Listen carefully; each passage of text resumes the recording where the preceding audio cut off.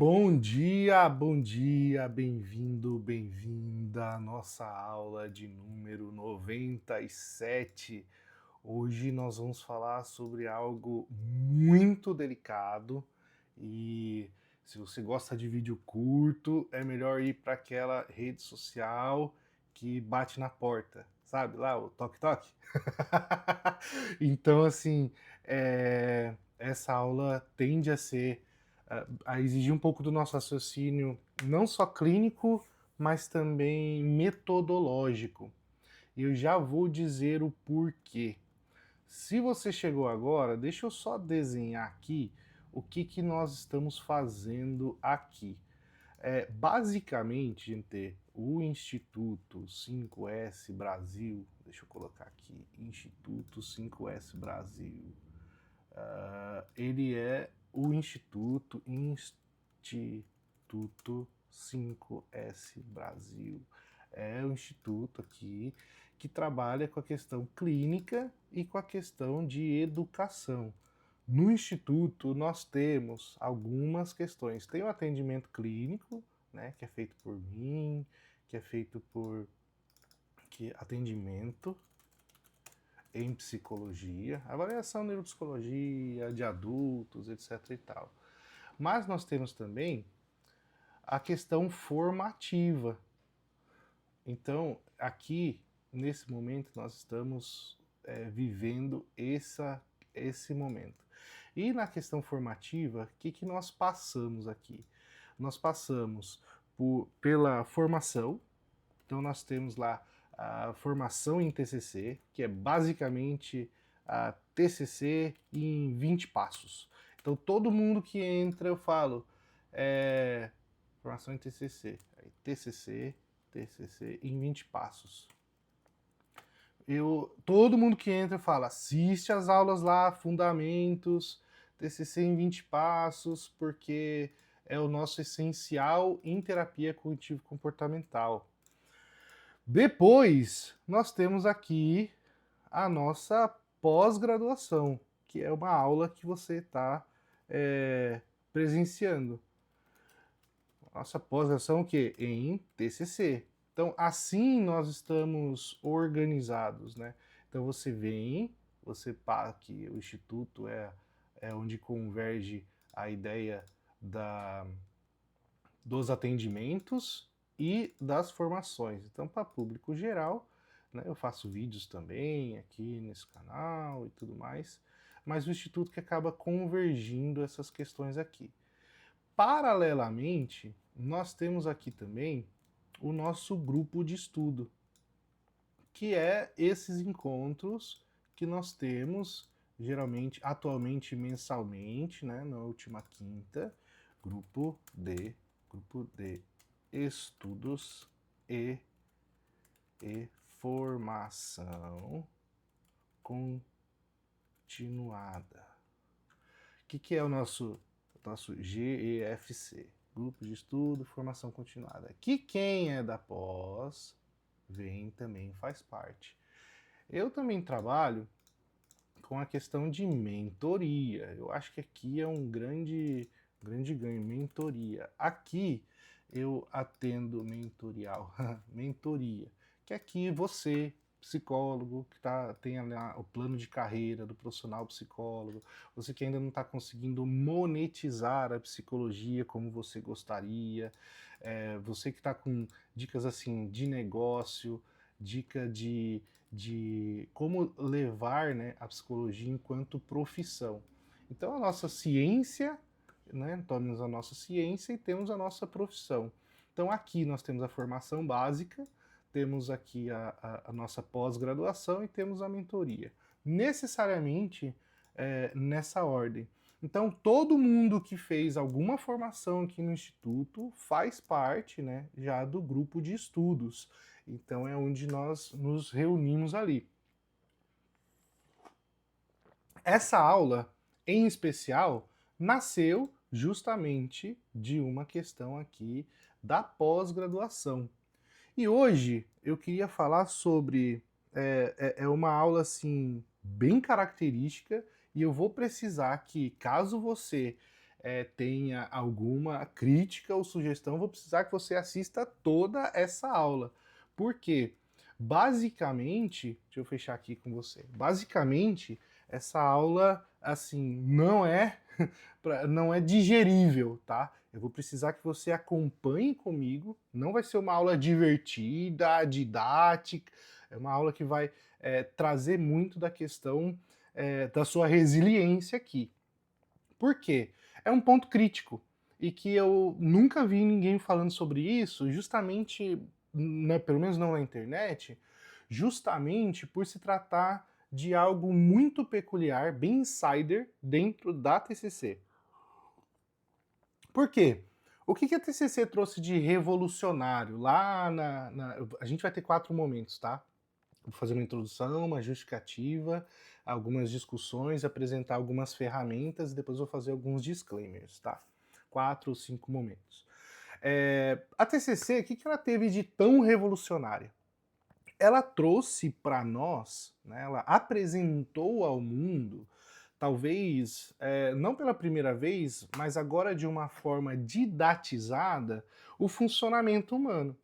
Então, quando a gente vai falar sobre estudo da mente, quando a gente vai falar. Claro, já existem alguns croquis, assim, tipo consciente, sabe aquele iceberg, né? O que é consciente, o que é subconsciente, inconsciente. A gente tinha alguns esquemas, mas nós nunca tínhamos até então uma espécie de fluxograma, um modelo didático, né? Um modelo explicativo, esse é o termo, do funcionamento da mente humana. Então, as conexões que a nossa mente faz, até um pouco pegando emprestado do modelo computacional, lembra que a gente fez junto já aqui a questão do pensamento, sentimento, vou nem fazer aqui, o pensamento, sentimento, lembra que a gente fez? Situação, todo mundo já passou por isso, já viu, né? Situação, aí temos lá o pensamento automático, né, que tem o PA, que aí vai gerar o que? As reações. Então, olha, tudo isso era muito novo no conceito ou da forma que estudava psicologia. E aí as reações vão gerar o que? As emoções, vão gerar os comportamentos, que vai gerar e que vai gerar também as reações fisiológicas. Então o Aaron Beck e Companhia Limitada, ele traz um modelo explicativo, tá? E aqui os PAs, a gente sabe que passa aqui pelas crenças, e aí as crenças, né, a crença nuclear, crença nuclear. Então esse é o raciocínio nosso clínico. Então, como a gente tem o pensamento como um propulsor dentro disso, aí aqui, né, aqui nas reações a gente tem as estratégias compensatórias, aqui a gente tem as distorções cognitivas, aqui a gente tem as estratégias compensatórias que eu estava comentando, as crenças, elas são divididas em 3, aí tem gente que lembra crença sobre o mundo, crença sobre o self, né? Aí tem gente que vai estudar os esquemas sobre o mundo, sobre o self, sobre o futuro. Então, esse modelo aqui é muito conhecido agora, né, para nós. Mas quando a TCC vem e apresenta ao mundo um modelo de funcionamento humano, isso repercute de diversas maneiras. Sabe aquela história de que pelos mesmos motivos que você vai ser amado, você também vai ser odiado? A gente vê exatamente isso acontecendo. Mesmo de alguns proeminentes do behaviorismo ali, que já tinha uma sistematização, já tinha uma tríplice contingência, já vinha ali com essa ideia, tem um discurso muito agudo, né, do próprio Skinner, né, criticando o cognitivismo, que para eles é uma forma de mentalismo, mas a ideia aqui é que a TCC ela vem e revoluciona isso. Só que uma outra revolução da TCC é que, se nós então temos uma atividade cognitiva, né, os fundamentos lá da TCC, se nós temos uma atividade cognitiva, ela pode então ser avaliada, ela pode ser mensurada, ela pode ser mudada, alterada. E aí essa ênfase nesse conteúdo dos pensamentos e toda uma forma de sistematização dos pensamentos, principalmente os pensamentos automáticos e até mesmo a reestruturação cognitiva, né, focada ali na crença e tudo mais. Cadê a crença sobre a outra crença? Crença sobre o mundo, sobre o self e sobre o futuro. Tá aqui. Sobre o futuro. Então todo mundo já passou por isso. Passou quando? Lá na nossa formação. TCC em 20 passos, né? A gente já olha e como vai manejar isso. Uma segunda revolução que a TCC vem e apresenta é, se nós podemos mensurar, nós podemos então avaliar. Então, como nós vamos avaliar? Nós vamos então criar instrumentos. E aí nasce então as famigeradas escalas Beck.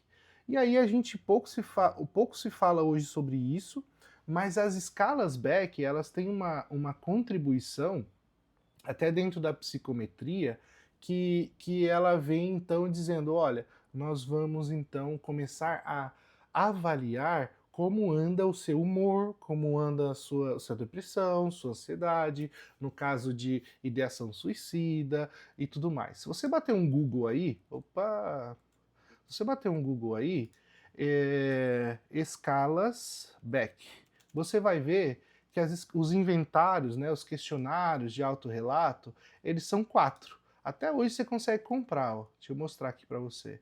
Até hoje você consegue comprar, ó, escalas Beck, R$ 1.400, mas não compra, tá? Eu vou te falar o porquê. Aí nós temos as escalas Beck, nós temos o BAI, o BDI, o BHS e o BSS. Basicamente, o que o BDI vai trazer? Vai trazer uma escala de depressão. O BAI, né, Beck Depression Inventory. O BAI vai trazer a escala de ansiedade de Beck. O BSS vai trazer uma escala de ideação de suicídio, né? E o cadê o outro? Opa, BAI, BDI, não está explicando o outro aqui. Mas é porque assim, já dizendo, gosto muito, tá, das escalas de depressão. Já usei a escala de ansiedade. A de ideação suicida, ela não caiu muito em uso. Por quê? Tinha algumas questões ali muito delicadas para quem está assim, em processo de ideação suicida, que de repente você estava assim, sabe? Olha, você já pensou num método para tirar a sua vida? Um exemplo, né? E aí começou-se, acabou não tendo uma ampla utilização quanto à escala de ansiedade e depressão. Como as escalas nascem também os estudos utilizando ela. Então as escalas foram mundialmente utilizadas justamente para estudos, mas ela nasceu no contexto clínico, como quase tudo na TCC nasce no contexto clínico. Porém, contudo, entretanto, quando a gente vem para o Brasil, e aí por isso que eu estou até mostrando aqui, tá? Não é nem propaganda nem nada, vou até abrir outro site aqui semelhante, aqui de outra livraria, ó. Quando vem para o Brasil, ela vem com um preço, assim, inibitório, para não dizer outra coisa, né? Ó, 700, 1.400, e aí depois você vai ter que comprar as folhas, tá? E aí cada folha saía na média, nem sei quanto está custando hoje, coisa de... Ó, só a BSS, que é a escala de ideação suicida, que ainda é vendida, você vai comprar ali por quase R$ 300. E aí é um instrumento restrito ainda, etc e tal. E aí depois você vai ter que comprar as folhas. E eu nem sei o quanto está custando as folhas. A última vez que eu vi é coisa de R$ 10. Por quê? Nós temos no Brasil a questão dos instrumentos passarem pelo sistema de avaliação de testes, o SATEPS. Acho que vale a pena a gente ver aqui o SATEPS, se você nunca foi, acho que vale a pena dar uma olhada. O que é o SATEPS? SATEPS é o sistema, olha lá, aqui, Sistema de Avaliação de Testes Psicológicos, que está ali no site do CRP.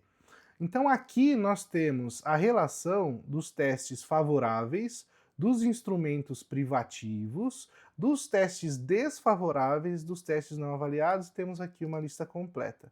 E aí, quando você vai, esses testes vêm para o Brasil, começa a ser usado aqui os testes favoráveis, tá? Ó, vários testes. Nós estamos na melhor época, gente. Teste, assim, nasce todo dia. Agora, se você for pesquisar aqui BDI, você vai pesquisar, ah lá, inventário BDI 2 está favorável. Quando você vai para o escalas Beck, inventário BDI, inventário de ansiedade, BAI, inventário de desesperança, que é o que eu não tinha citado, né, o BHS, e a escala de ideação suicida, que é o BSI, que a gente viu, tá aqui, ó, desfavorável desde 2018, porque os instrumentos foram, os estudos de normatização foram vencidos e não foram renovados. Suspeito eu, nunca li nada a respeito, suspeito eu que justamente por esse preço impeditivo. Como que você vai pagar ali? Dentro dos protocolos, a gente vai ter a sugestão de uma escala Beck por atendimento.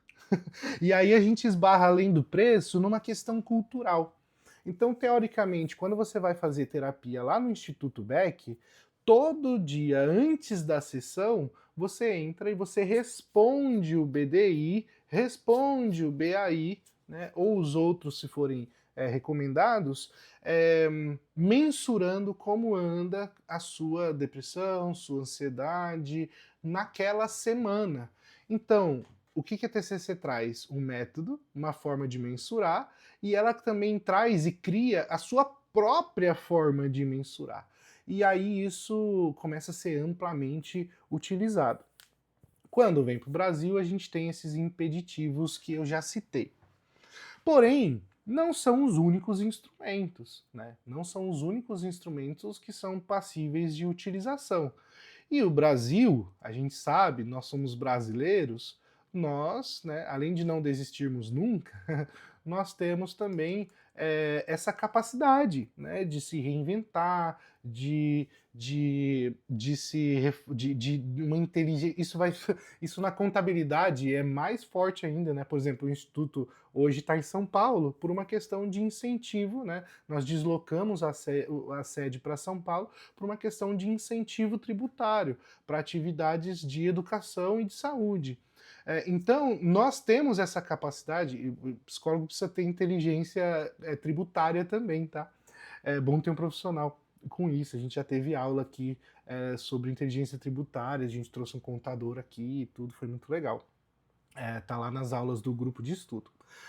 Aí você pega e fala assim, poxa, então como nós vamos fazer? Nós precisamos, então, se nós trabalhamos com evidências, nós precisamos avaliar, nós precisamos o quê? Mensurar. Nós não vamos, então, somente de forma subjetiva, que é o famoso assim, como foi sua semana, né? A TCC ela não passa só por isso. Nós temos uma estrutura de sessão. Aliás, nós temos uma aula sobre estrutura de sessão. O que você faz, as 7 coisas que você faz dentro de um atendimento psicoterápico da terapia cognitivo-comportamental. Então, nós temos assim um procedimento para fazer dentro da sessão. E aí, falando ainda, seguindo sobre procedimentos, nós vamos. Essa dificuldade nasceu ali no meu mestrado, e é onde eu começo a entrar numa questão muito importante, que é a questão da adaptação. Então eu quis citar aqui a adaptação cultural da TCC, e até por isso que a gente fez um módulo inteiro sobre letramento racial, que essa capacidade, existe já algumas críticas lá nos Estados Unidos, que em algumas populações, tem até a questão imigratória muito forte lá nos Estados Unidos, né?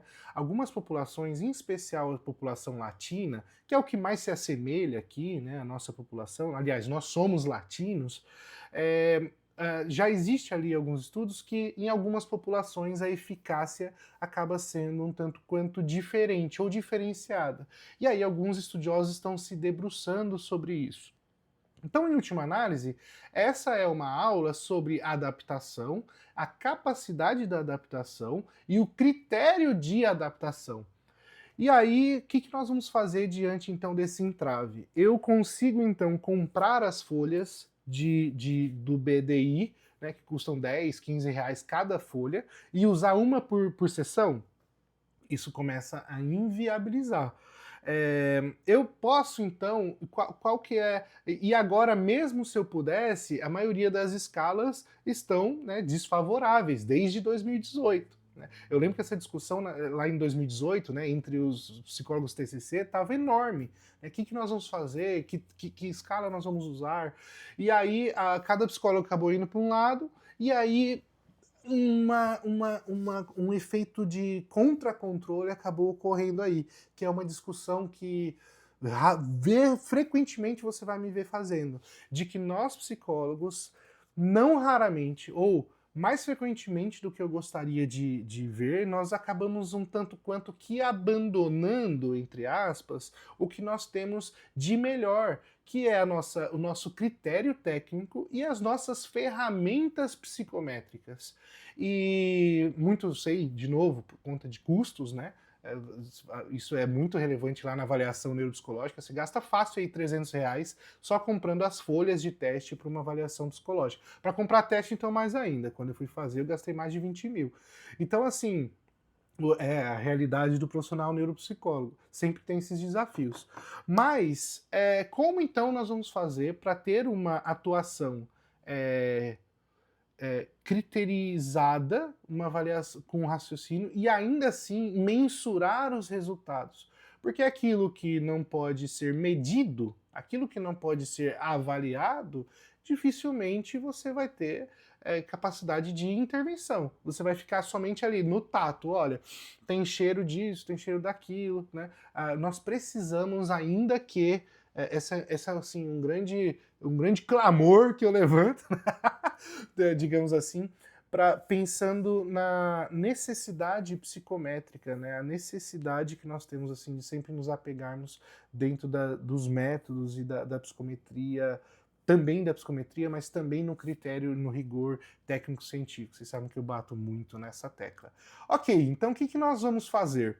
Eu tive esse problema lá no meu mestrado.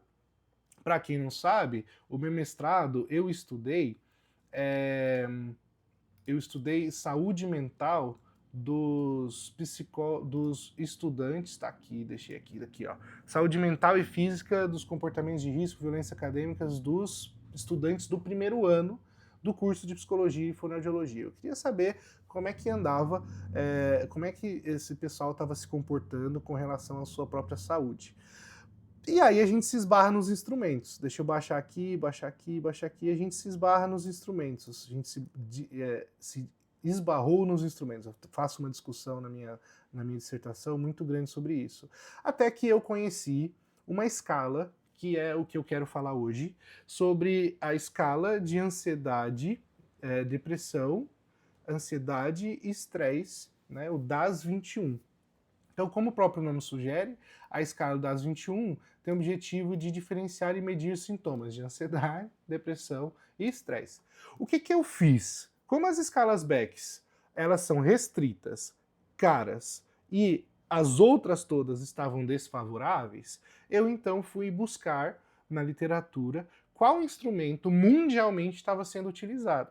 E aí, o que eu fiz? Eu levantei todos os estudos, tá aqui a metodologia, eu posso compartilhar com vocês, vou compartilhar lá na área do aluno.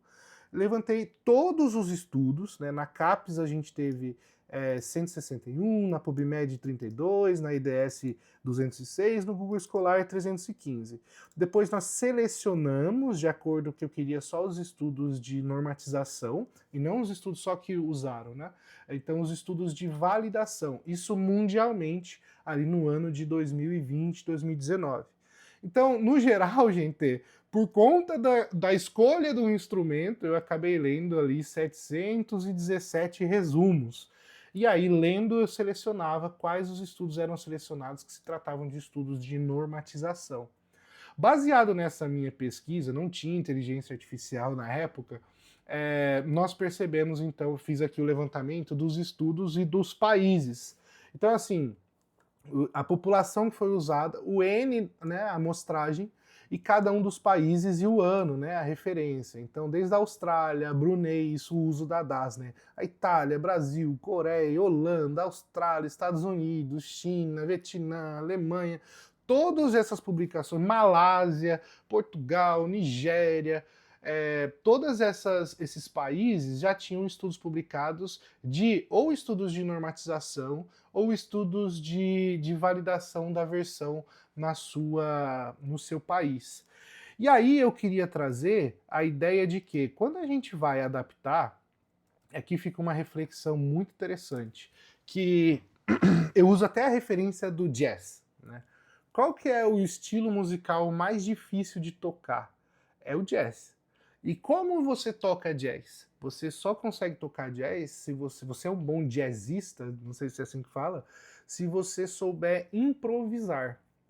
E para você saber improvisar, você precisa saber muito de teoria musical, você precisa ter um ritmo muito bem aguçado, você precisa ter todo um critério anterior para improvisar. Então, quando a gente fala que a simplicidade, você vai num show de jazz, você percebe assim a complexidade e a simplicidade. Não é um estilo cheio, mas é um estilo muito requintado, até mais que música clássica, apesar de existir essa discussão. Então, quando a gente pega na clínica e fala assim, olha, eu vou ter que adaptar, eu vou ter que improvisar, né? Eu tenho um problema aqui, como é que eu vou avaliar? Como é que eu vou mensurar? Pá, uma escala está vencida, é cara, a outra... aí revalidaram o BDI, né? O BDI 2 está validado e ainda está favorável, mas só o BDI, que é a escala de depressão. E aí ainda assim, né, tem essa questão do valor. Como que eu vou usar sempre? Então vamos então, quais critérios que eu vou utilizar? Eu vou falar de outros instrumentos no final, mas aí eu vou seguir no raciocínio de que nós fizemos. Então nós fizemos essa curadoria de estudos, né? O que mundialmente está sendo feito. Logo, você também já chegou junto com essa, tem estudo aqui até quase de 2.000, né, com N, porque quando você tem um N elevado, eu sei que existe estudo de sujeito único e tudo, mas quando você tem um N elevado, ou seja, uma população elevada que passou, né, um N significativo, você acaba tendo mais capacidade de generalização. E aí você consegue, então, principalmente amostras não clínicas ou com triagem aleatória, né, a questão do N elevado. Tem estudos de testes de atenção com N, com mais de 20.000 pessoas no Brasil, então a gente tem essa capacidade, é bem legal. O que acontece? Bom, está sendo usado e muito usado no mundo todo, isso eu já percebi. Então, pensando numa escala que mede depressão, ansiedade, tá, eu fiquei muito na dúvida o que é estresse na época, né? Eu fui estudar o que é estresse e tudo, porque me parecia meio mentalista, me parecia meio subjetivo o conceito de estresse. Assim, o que é estresse? É uma emoção ou é uma situação estressante? Percebe que a gente tem um entrave meio teórico aqui dentro da TCC? O estresse é uma situação, uma emoção. Aí depois eu fui ver que, na verdade, o estresse é meio que um conjunto, a gente nem traduziu, né? Veio do inglês, é um neologismo, tanto que a gente escreve às vezes em inglês, às vezes em português, é uma reação fisiológica do corpo diante de uma situação. Então, digamos que o estresse dá pra gente englobar dentro do modelo cognitivo, é um neologismo nesse sentido. A gente, na psicologia, vive fazendo isso, né? Resiliência, a gente emprestou da física e tudo mais. Agora, bom, vamos lá. E aí eu fiquei com essa dúvida recente. Ontem eu postei no meu Instagram, né? Como essa aula nasceu de um pedido, eu ia fazer outra aula hoje. Essa aula nasceu de um pedido. Então eu fiquei com dúvida. Eu falei assim, o que será que as pessoas estão pensando? E aí eu postei no meu Instagram agora, saindo do rigor científico, indo assim para especulação, digamos assim. Eu levantei ontem eu falei assim, o que é então o maior problema, né? Quero muito saber. O que você acha que é o maior problema? Responda por você ou pelo que você vê nas pessoas. E assim, ansiedade, depressão, estresse. Interessante isso, aqui deixa eu ver o N, falando em N, 116 pessoas responderam quer dizer, ouviram. 29, tá, eu acho que não foi, isso aqui acho que viram, né? 116 viram. Aí quantas pessoas votaram, vai ter que somar aqui, né? 20, 30, 60 pessoas, vai.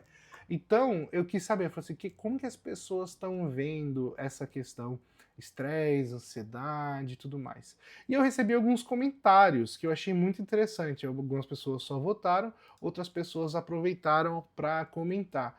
E um comentário muito interessante que eu ouvi foi de um médico de Curitiba, um amigo meu, ele é anestesista, e ele falando, Sérgio, a moda da depressão já passou. Achei interessante, porque ele é muito criativo, tá? O que eu tava até, tava ele e um outro amigo médico conversando, ele citou uma amiga, se eu não me engano, citando que assim, hoje existe um emparelhamento, ele dizendo as percepções dele, o emparelhamento do estresse, da ansiedade com o trabalho. Então, trabalhar metas, né? E aí a empresa coloca a meta lá em cima, e de repente você não consegue alcançar a meta, você começa a pensar que você não é capaz, então, disso ou daquilo. E aí ele tem percebido isso. Quis muito ver como é que está a percepção das pessoas nesse sentido. Mas voltando aqui para o nosso entrave, na verdade eu também aproveitei para fazer uma pesquisa de mercado. Quem faz mentoria comigo, eu sempre incentivo, façam pesquisa de mercado, porque às vezes a gente está oferecendo aquilo que a gente quer e não aquilo que as pessoas estão querendo. Aqui eu faço, né, aqui na pós, aqui no nosso grupo de estudo, eu faço porque eu amo, tá? Eu amo estar aqui, porque toda semana a gente está estudando junto, isso me coloca numa posição de desconforto e de estudo sempre, e é o que eu sempre acredito, incentivo, então é uma forma de aprender também, né? Uma forma de ensinar também é aprender. E aí, então, como o meu estudo estava de 2020, com base em 2019, o que eu fiz? O que aconteceu em 2024? a inteligência artificial. E aí, então, eu fui fazer essa atualização, né? A gente criei ali no ChatGPT um novo artigo sobre essa questão, então, das evidências. Como é que está hoje, já que se passaram 5 anos, né?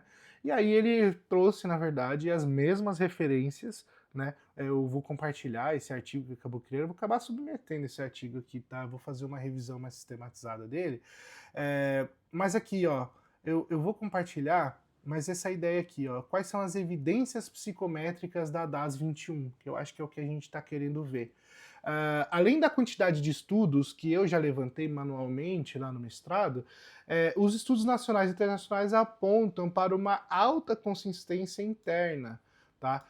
Os coeficientes de alfa de Concreba é uma metodologia lá, eu cheguei a aprender, mas não me lembro exatamente, mas é um método que avalia a capacidade ali, né, a veracidade ou a utilidade daquela ferramenta, sabe? E aí, esse alvo, quanto mais perto de 1, ele é mais colocado. Então, assim, uma elevada fidedignidade. Aí foi feito outro estudo, 2016, encontraram alfas entre 83 e 90, também numa amostra brasileira. Então, tanto internacionalmente quanto nacionalmente, as escalas a escala DAS, eu vou falar DAS, tá? Porque o nome já é escala, né? DAS 21. Ela já tem vários estudos de validação. E aí eu quero já de antemão falar assim, opa, então peraí, a gente tem um instrumento aberto, né? Não é restrito, não é um instrumento psicométrico. Eu acho que é muito interessante a gente fazer esse disclaimer aqui, porque ela não vai ser usada para laudar, tá, gente? Ela não vai ser usada para criar documentos. Mas quando a gente pensa na utilidade clínica, né, na aplicabilidade clínica, nós podemos utilizar como instrumentos de complementar. Então, assim, a DAS 21 pode ser utilizada como instrumento de triagem ou como medida de acompanhamento no processo terapêutico, como um marcador de desfecho no final do tratamento. Então, para mim, quando você fala da DAS, eu entendo não para fins de diagnóstico, mas para fins de acompanhamento de resultados. Eu, dentro da minha realidade, dentro do meu repertório, dentro da minha pesquisa, dentro da minha capacidade de avaliação, que é limitada, eu entendi a DAS 21 como uma possível alternativa para a aplicabilidade clínica. Tá? Ela é uma escala, agora eu vou falar dela, né? É uma escala auto-administrada, tá? Ela nasce lá em 95 com 42, e aí depois é feita essa variação, é enxugado, né, para 21. O número 21 é muito interessante por causa do Qi quadrado, que é uma avaliação também psicométrica, acaba gerando uma média relevante de toda uma sistematologia, porque que vários instrumentos, né, seja psicométrico, vários instrumentos científicos têm 21 itens, porque existe uma triangulação entre os itens que torna isso interessante lá. Mas isso é mais sobre metodologia científica. E aqui eu queria fazer algum disclaimer ético, porque a DAS 21 ela não é um instrumento restrito, está em conformidade ali com o Conselho Federal, mas assim, não é um instrumento tipo usado, que você pode usar para laudar, tá? Então aqui eu acho que fica a reflexão sobre instrumentos desfavoráveis, não favoráveis e aprovados. Os desfavoráveis são os proibidos de utilizar. E é interessante, porque assim, psicólogo, vou dar um bem usado, teste DISC. Já vi um monte de gente fazer curso de DISC, não sei o que lá. Gente, é um teste desfavorável, tá? Psicólogo não usa DISC, tá? Avisem os coleguinhas, porque eu já vi muita gente. É um teste assim de 1919, nunca conseguiu existir toda assim uma teologia quase em volta desse teste. Quase todo mundo dá dominante. E eu já vi muito sendo lá. O coach usa muito, até quando eu fui fazer visagismo, o cabeleireiro estava usando o DISC, né? Fez eu preencher lá o DISC para ver personalidade, e não deu certo. Vocês estão vendo aqui que eu acabei voltando para o corte que é o que tem lá. Bom, na ausência de instrumentos, e aqui eu vou colocar, não existe ausência de instrumentos. Deixa eu até compartilhar com você. Na ausência de instrumentos clássicos, né, como BDI e BAI, nós não temos essa ausência de instrumentos, tá? Nós temos outras escalas, só que isoladas. Nós temos um teste brasileiro muito bom para depressão, e aí sim você vai usar para laudar. A gente pode fazer uma aula aqui só sobre instrumentos, mas a escala Batista de depressão tem para adultos, tem para adolescentes, tem para idosos, é excelente, porque é uma escala brasileira, validada, com população normativa, e eu acho que é até interessante quando a gente fala o termo população normativa, quando é um teste normatizado. O que é um teste normatizado? É que tem uma norma. Não, não é só isso. Um teste normatizado, ele passa por uma questão da população. Então, quando eu digo que é um teste normatizado, eu estou dizendo assim, tantas pessoas preencheram aquele teste, e aí eu consigo fazer recortes. Das 1000 pessoas, exemplo, que responderam esse teste, entre as pessoas com ensino médio, ou no caso da escala Batista para adultos, das pessoas que preencheram essa escala, entre as pessoas de 18 a, sei lá, 50 e poucos anos, tem lá a faixa etária que o teste pega, tantas pessoas responderam assim, de acordo com o diagnóstico. Então a gente tem uma normatização naquela população, e isso é muito caro para fazer, você já deve estar suspeitando disso. Então não é uma crítica ao custo dos testes, porque é muito dispendioso realmente de se realizar. Tá? Esses estudos normativos. O VISC mesmo teve uma atualização recente, que mudaram as tabelas, eu já vi avaliação pós-tabela, usando tabela anterior, então é uma coisa que a gente, quem for trabalhar mais, até mais na neuropsicologia, ou quem vai utilizar testes, precisa sempre estar atento a isso daí. Por quê? Porque a população muda. Né? Tudo isso muda. E por isso até que eu quis atualizar esse uso da DAS. Aí, quando a gente fala de população normatizada, eu posso, por exemplo, fazer recortes por região. Então, eu posso dizer, olha, das pessoas do Sudeste brasileiro, que responderam e tal, e eu consigo, então, ter digamos que uma acuracidade mais colocada nesse sentido. Então, conclusão, né, que eu já vou aqui para a parte prática. Das 21 se configura, essa é minha posição, tá, com uma ferramenta confiável, tá? Eu vou até tirar aqui o psicométrica. Com uma ferramenta confiável, válida, adequada para o uso do contexto brasileiro, já tem propriedade psicométrica, foi estudada, sua utilização deve ser sempre acompanhada de critérios técnicos e sensibilidade clínica. Então, é esse aqui que eu queria fazer. O teste, gente, a clínica, tem um termo até que fala muito em medicina, que a clínica é soberana, tá? A avaliação clínica, ela é soberana. Deixa eu até colocar aqui. A avaliação clínica, o que você está vendo lá, ela sobrepõe qualquer teste. O teste, ele valida, ele ampara, ele ancora aquilo que está sendo observado clinicamente naquele momento, tá? E não o contrário. Nunca o contrário.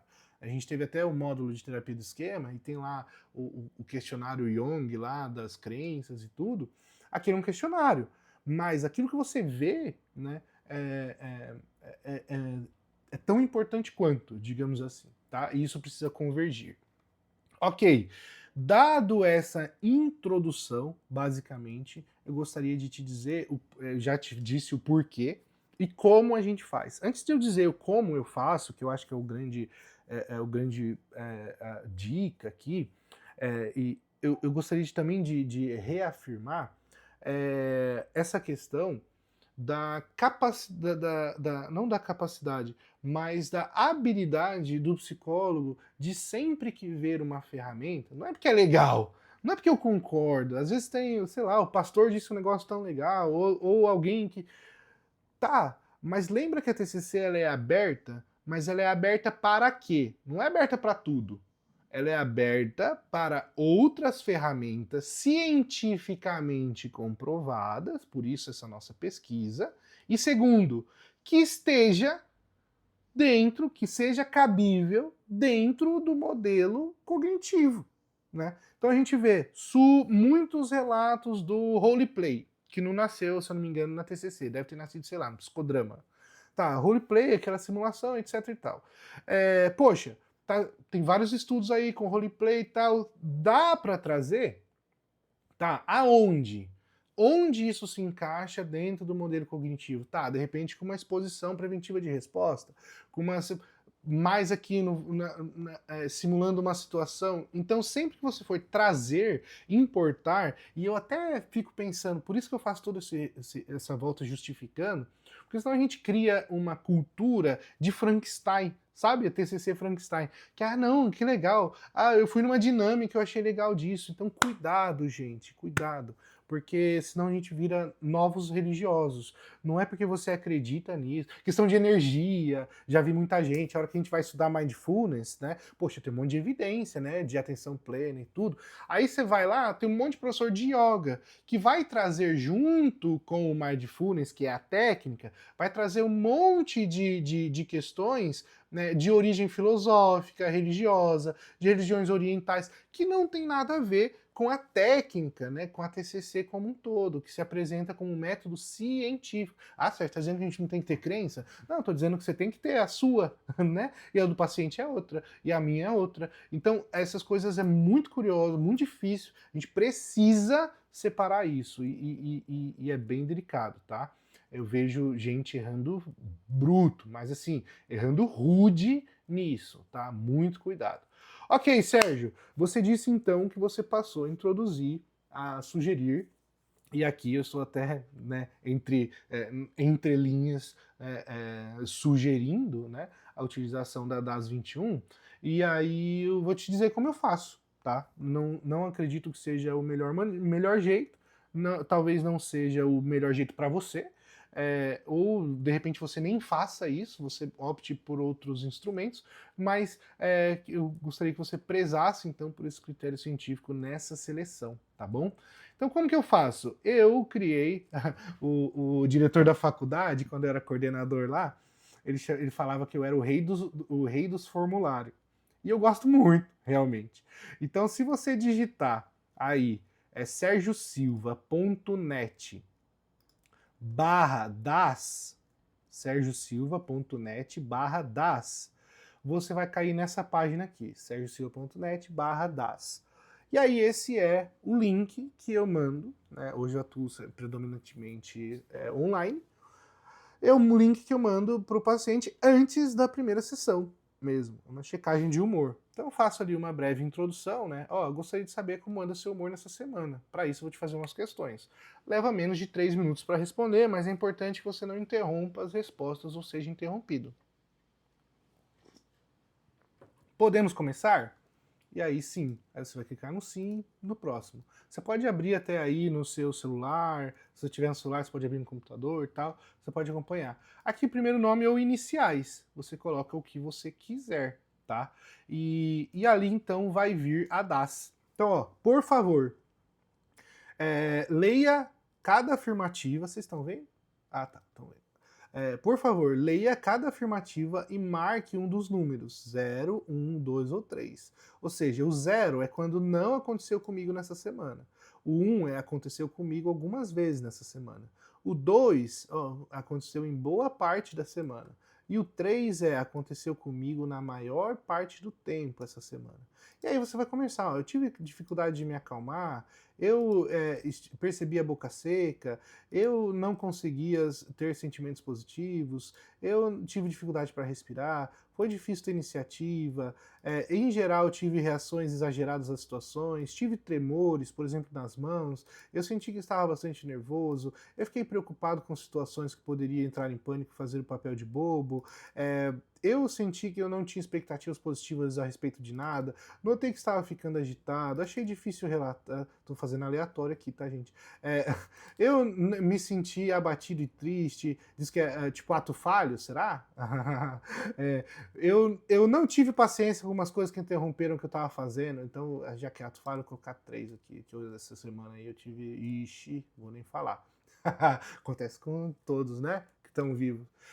Eu senti que estava prestes a entrar em pânico, eu consegui me empolgar com nada, eu senti que eu não tinha muito valor como pessoa, eu senti que estava muito irritado, eu percebi a batida no meu coração mais acelerado, sem ter feito esforço físico, por exemplo, sensação de aumento de batimentos cardíacos. Eu me senti assustado, sem motivo, eu senti que a vida não tinha sentido. Ok, essas são as 21 questões. Simples, né? Próximo. Ok, pronto, terminamos por hora. Foi rápido, né? Use o campo abaixo caso queira registrar algum comentário ou dizer alguma coisa. Se estiver tudo ok, é só clicar em enviar. Aqui eu deixo um recadinho, né? Sérgio, valeu, sei lá.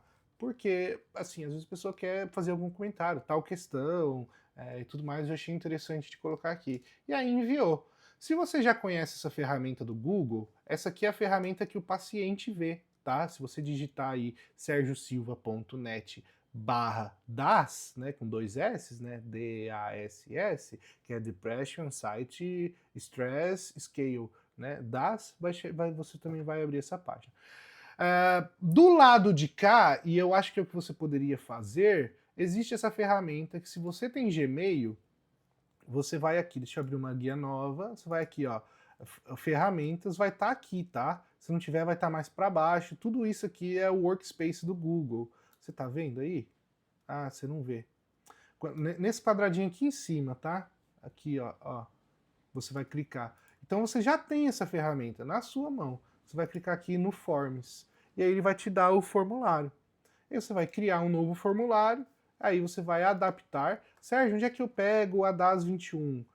Tem em vários lugares na internet, mas eu também coloquei lá na minha dissertação de mestrado, ó, como anexo.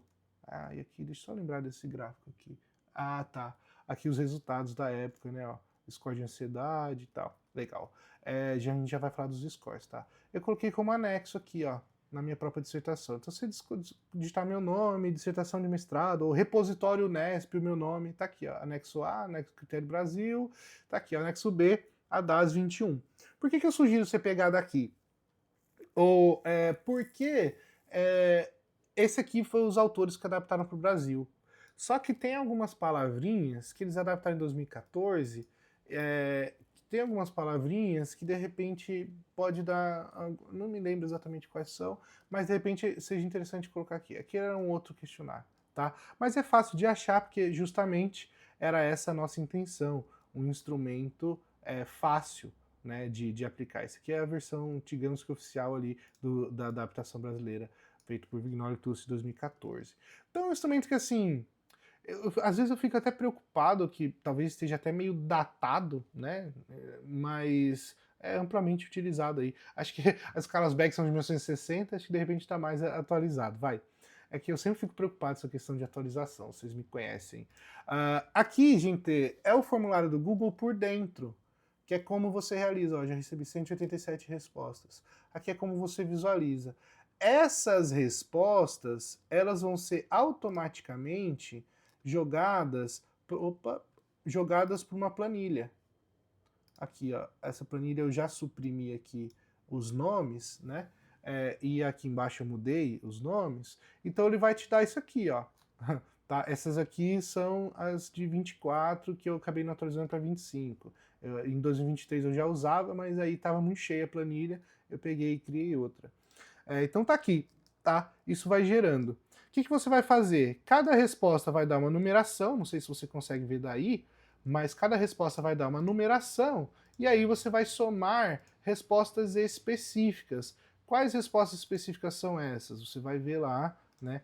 Então, tipo, o item 3 pontua para depressão. O item é meio aleatório isso, tá? O item X pontua. E aí você vai fazer aqui uma fórmula simples, né, para lá uma high fórmula, I4 tal, isso aqui eu quebrei a cabeça um pouco na época, mas não é nada muito difícil assim, tá? Você vai fazer a somatória para você ter o score aqui, DAS, depressão, ansiedade, estresse. E aí você vai somar, não sei se aqui ajuda, de repente eu dar um zoom melhor, aqui, melhorou, né? Ó, então a pessoa vai responder e vai ter uma somatória, certo? Você vai somar ali na resposta. Então, assim, para depressão, é essa célula, essa célula, essa célula, essa célula, essa célula. Para ansiedade, essa célula, essa célula, essa célula, essa célula. Né? Você vai fazer ali um videozinho de Excel básico. Isso aqui para quem vai mais no avançado, tá? Igual gerar o link, igual eu fiz, né? sergiosilva.net/das. Isso aí tudo eu ensino na mentoria, tá, gente? Fazer o seu site, questão de tráfego, posicionamento, rede social, isso aí tudo eu ensino. Mas esse aqui é o Google Forms. Se nós temos um Forms, e agora nós podemos então fazer um acompanhamento, certo? Logo, ó, aqui as respostas que eu acabei de colocar, ó, já estão aqui. Estão vendo aí? Então, assim, naquelas respostas aleatórias, eu tive 4 de depressão, 4 de ansiedade, 4 de estresse. Quando você vai apresentar isso para o paciente, para o seu cliente, é muito importante que você coloque, e aqui ó, é onde eu gero, então, um gráfico. Mas é muito importante que você já explique que não é para fins diagnósticos. Isso é muito sério.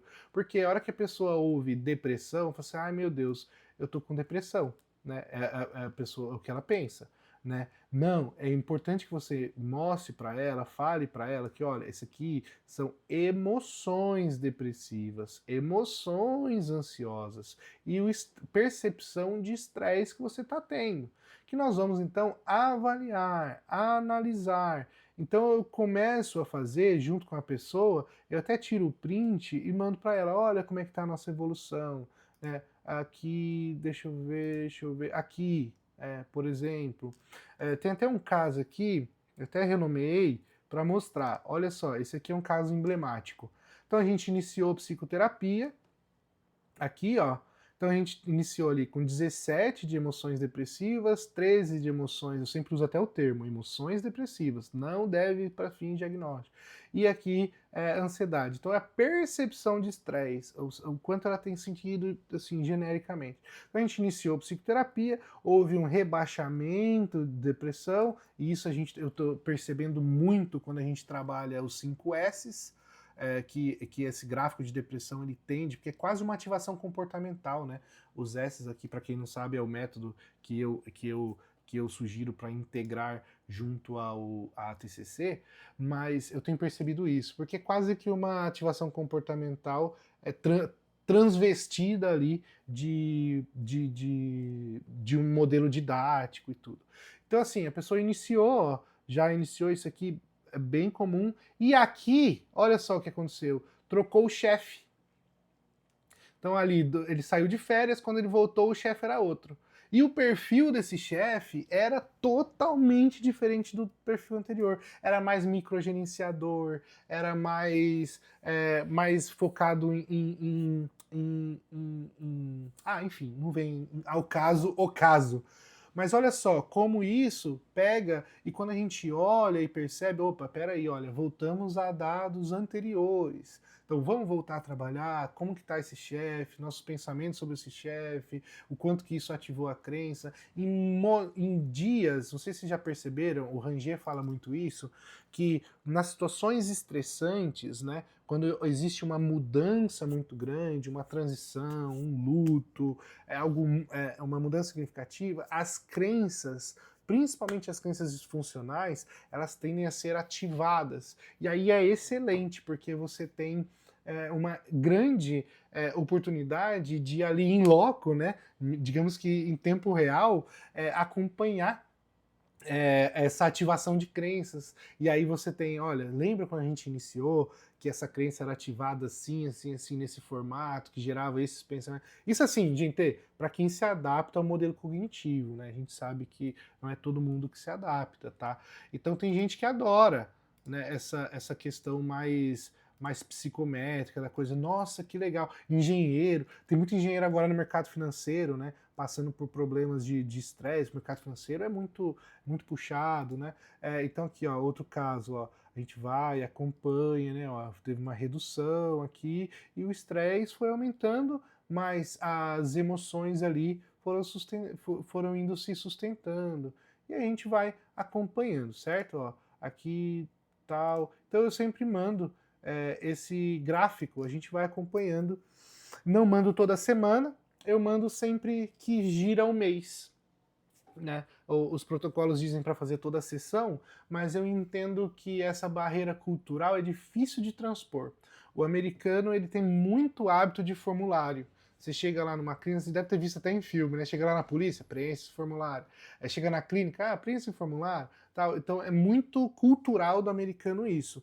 Eu não vejo isso tanto aqui. Às vezes a gente vê, já até fui em médicos fazendo perguntas, assim, nossa, esse cara tá gastando metade da sessão fazendo perguntas que ele podia ter mandado um link, enfim, depois de um tempo você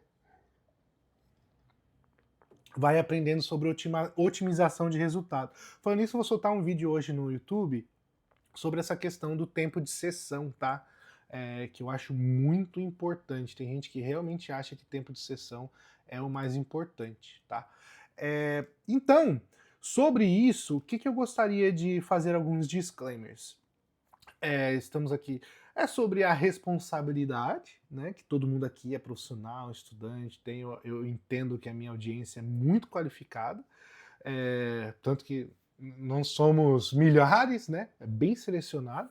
E quando eu caminho com você assim nesse raciocínio clínico, eu acho que a gente não só falou aqui sobre DAS 21, e aí eu vou encerrar dizendo o que eu disse no começo. A gente não falou tanto sobre DAS 21, a gente falou sobre critérios para adaptação do nosso fazer psicologia, em especial na terapia cognitivo-comportamental.